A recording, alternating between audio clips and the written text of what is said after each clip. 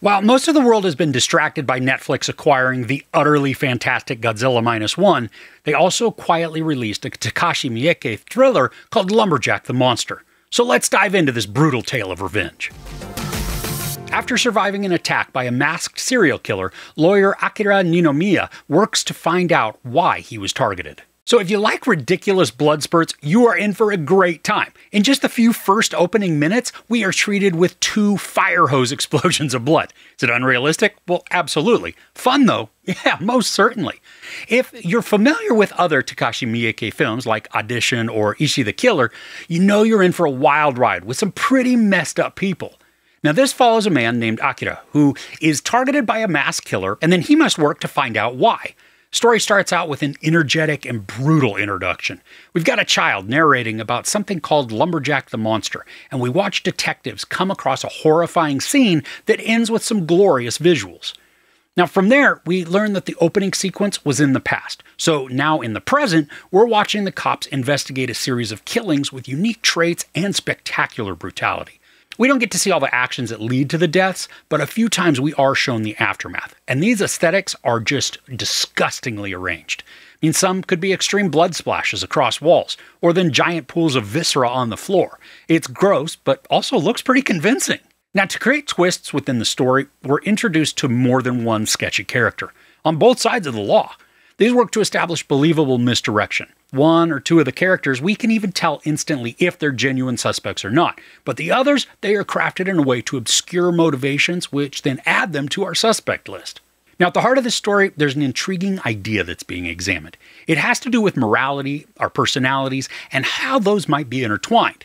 Now, I think the storyline does a great job of dissecting different facets of this, showing us how augmentations can be introduced that may have the ability to influence one or both of those factors. Now, there's a doctor we are introduced to that I found to be a fascinating character, but I think the narrative falls short on giving him solid definition.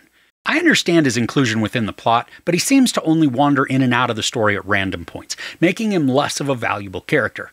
And he looks a bit like Peter Lorre, which does add to his unique personality, but again, I wanted more inclusion of him within the story. One positive thing he contributes, and not that there's only one, but he is a good barometer or plumb line for Akira. We can compare their personalities and behaviors to gain a larger understanding of the overall story arc. So for that, the Doctor is a needed addition to the cast. Now, I enjoyed the twisted nature of the central plot. It uses some taboo elements to create just the horrific tones. Now, luckily, we don't need to physically see the actions take place to understand and then have guttural reactions. Once reveals begin to occur, we get a deeper understanding of each player, and then we get to decide how sympathetic they might be by balancing culpability, their actions, motivations, even external influences. Kazuya Kaminashi portrays the central character Akira, and he creates this persona that is a very hard read. Now, he's a lawyer, so he's already intelligent, and he's intensely focused, but he also counteracts those sharp edges with softer moments and instances where he experiences some emotional distress. Now, this adds a layer of mystery and character complexity. Sometimes I think Kaminashi might allow Akira to showcase too much physical emotion because it can reduce some of the intrigue. But in other situations, his conflicting facial reactions do nothing but add doubt and then reinforce the mystery.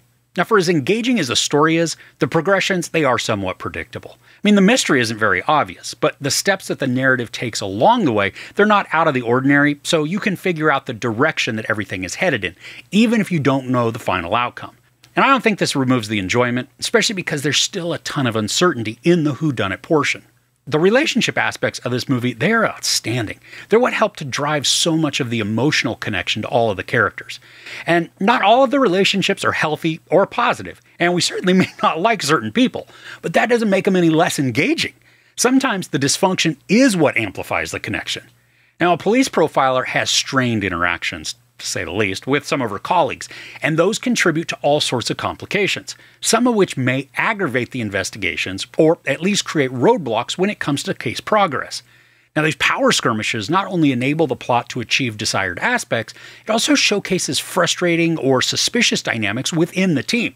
And anytime you can add more meaningful depth to a mystery, that's a good thing in my book. So overall, this is just an enjoyable, twisty mystery brought about by a unique premise to examine morality as it pertains to personalities and whether either of these can be affected by external forces. Using the lore of a frightening children's story as a basis for the villain, the film delivers a haunting and freaky masked figure intent on creating mass carnage. While the story progression is somewhat formulaic and predictable, the outcomes are not. The story suffers from a lack of development on a few characters, and it does leave some small tangents unanswered. Thankfully, the relationship arcs are intricate and complicated, which in turn introduce multiple suspects, adding to the intrigue that are going to keep you guessing right to the end. There's no sex or nudity, some profanity, and while not a ton of violence is explicitly shown, the visuals that we do get, they are pretty gnarly and gruesome. I give Lumberjack the Monster 4 out of 5 couches. So do you have a favorite Takashi Miike film? He's got a ton to choose from, so let me know in the comments below. If you enjoyed this review, please give it a like. Also, don't forget to share and subscribe. I'm Chris. This is Movies and Munchies. Thanks for couching with me.